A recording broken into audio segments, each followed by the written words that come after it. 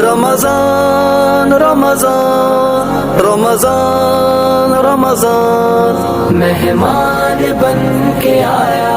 رمضان کا مہینہ، صد شکر ہم نے پایا رمضان کا مہینہ۔ الحمد للہ وکفى والصلاة والسلام على من لا نبی بعدہ ولا رسول بعدہ ولا رسالة بعدہ، اما بعد فاعوذ باللہ من الشیطان الرجیم، بسم اللہ الرحمن الرحیم۔ واعبدوا اللہ ولا تشرکوا به شیئا وبالوالدین احسانا، وقال اللہ تعالی فی مقام آخر وعاشروہن بالمعروف، وقال النبی صلی اللہ علیہ وسلم خیرکم خیرکم لأہلہ، او کما قال علیہ الصلاة والتسلیم۔ آمنت باللہ صدق اللہ العظیم وبلغنا رسولہ النبی الکریم، ونحن على ذلك لمن الشاہدین والشاکرین، والحمد للہ رب العالمین۔ اللہ تعالیٰ کا بہت بڑا ہم پر کرم اور احسان ہے کہ آج رمضان مبارک کا پہلا روزہ ہے۔ جن دوستوں کو آج کے دن میں روزہ رکھنے کی توفیق نصیب ہوئی، ہمیں چاہیے کہ اس پر اللہ کا شکر ادا کریں، اس لیے کہ لئن شکرتم لازیدنکم، اگر ہم اللہ تعالیٰ کی نعمتوں کا شکر ادا کریں گے اللہ اس نعمت میں اضافہ فرما دیتے ہیں۔ ابتدائی طور پر یہ بات سمجھنے والی ہے کہ رمضان کے مہینے میں ہر آدمی کی یہ کوشش، یہ لگن، یہ تڑپ اور یہ سوچ ہوتی ہے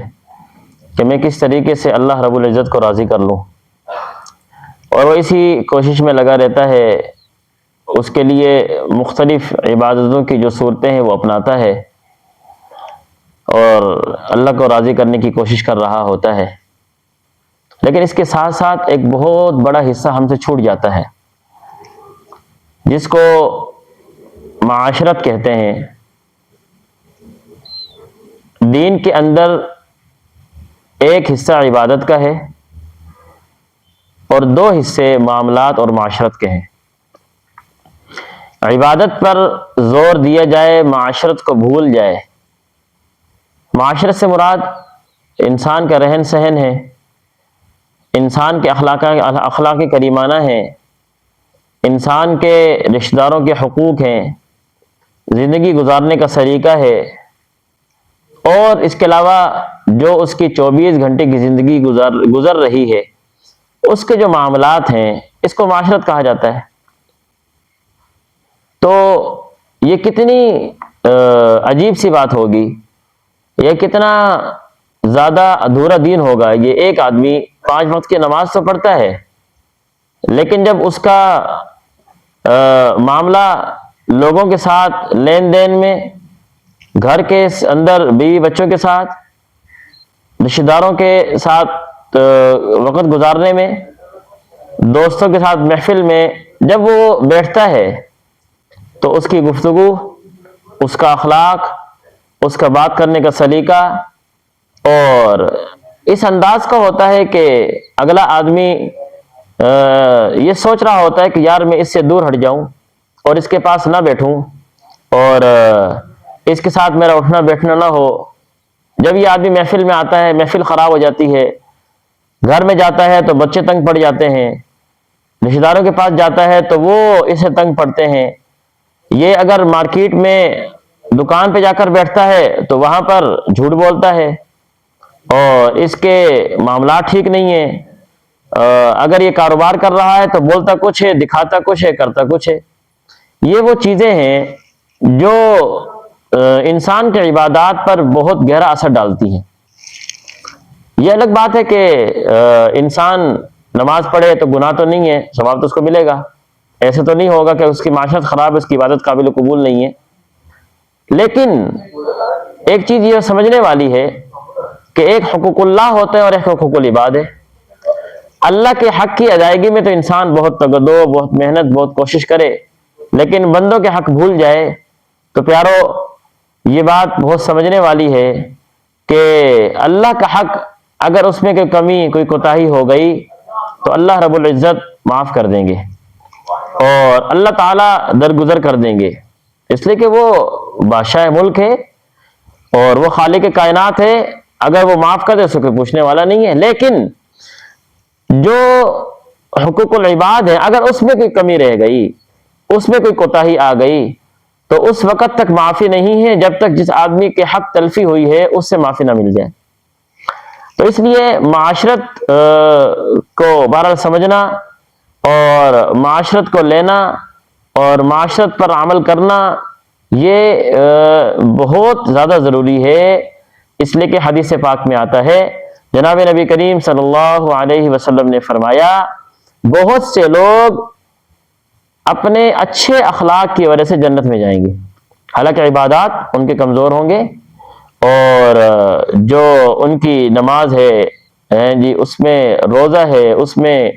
اس طریقے سے جو حقوق اللہ ہے ان میں کمزوری ہوگی، لیکن اچھے اخلاق اس آدمی کو جنت میں لے جائیں گے۔ اور یہ بھی حدیث پاک میں آیا کہ ایک آدمی، اس کی عبادات بہت زیادہ ہیں لیکن اخلاق اس کے کمزور ہیں، لوگ اس سے تنگ پڑتے ہیں اور اس کے اخلاق اچھے نہیں ہیں، تو اس کی عبادات کی کثرت اس کو جنت میں نہیں لے جا سکتی بلکہ جہنم میں لے جائے گی۔ تو اس لیے ضرورت ہے اس بات کی کہ ہم رمضان کے مہینے میں، چونکہ ایک عبادت کا ذوق ہوتا ہے، ایک ماحول ہوتا ہے، شیطان جکڑ جاتا ہے، ہر بندے کی کوشش ہوتی ہے، اس کا مزید تعلق جڑ جاتا ہے اور وہ اپنے طور پر عام دنوں کے مقابلے میں زیادہ بڑھ چڑھ کر عبادت کی کوشش کر رہا ہوتا ہے، تو اس میں اس بات کی طرف زیادہ توجہ دلانے کی ضرورت ہے کہ ہماری معاشرت بھی بہتر ہو جائے، ہمارے معاملات بھی بہتر ہو جائیں، ہمارے اخلاق بھی درست ہو جائیں۔ مثال کے طور پر رمضان کے مہینے بڑی کوشش ہوتی ہے کہ ہم افطار پارٹیاں کرتے ہیں، رمضان کے مہینے بڑی کوشش ہوتی ہے کہ ہم راشن تقسیم کرتے ہیں، اور اس طرح کے معاملات میں ہماری بڑی تگودو، بڑی محنت ہوتی ہے، لیکن اگر اس کو دیکھا جائے تو اس کا طریقہ دین نے کیا سکھایا ہے، دین کے کیا احکامات ہیں، دین کیا تقاضا کرتا ہے، اللہ کے کیا احکامات ہیں، آپ علیہ الصلوۃ والسلام کا طریقہ کیا ہے، اس کو سمجھنے کی ضرورت ہے۔ تو اس حوالے سے آپ کے سامنے گزارشیں کرنی ہے کہ انشاءاللہ روزانہ کی بنیاد پر آپ کے سامنے کچھ نہ کچھ معاشرت پر مختصر سے وقت میں کچھ حدیث اور قرآن مجید کی روشنی میں آپ کے سامنے مختصر سی بات کی جائے گی۔ تو مقصد یہ ہے کہ یہ بات ہم سنیں، سننے سے زیادہ ہم اس پر عمل کرنے والے بن جائیں، اور صرف سنیں نہیں بلکہ اور دوستوں کو بتائیں اور دوستوں کے اس پیغام کو پہنچائیں تاکہ وہ بھی اس پر عمل کریں۔ تو انشاءاللہ کوشش ہوگی کہ آپ کے سامنے مختصر سے وقت میں روزانہ حاضر ہوا جائے اور اس میں کچھ نہ کچھ چیز آپ کے سامنے ذکر کی جائے۔ آج کے اس پیغام میں آپ کے سامنے چیز رکھنے والی ہے وہ یہ کہ ہم اس معاشرت کا آغاز کریں گے بچے کی پیدائش سے، چونکہ ابتدا یہاں سے ہوتی ہے۔ ایک آدمی کے گھر میں اولاد ہو گئی، اب یہاں سے اس نے اس بات کا آغاز کرنا ہے کہ میں نے اس بچے کی پرورش کرنی ہے، اس کا میں نے نام رکھنا ہے،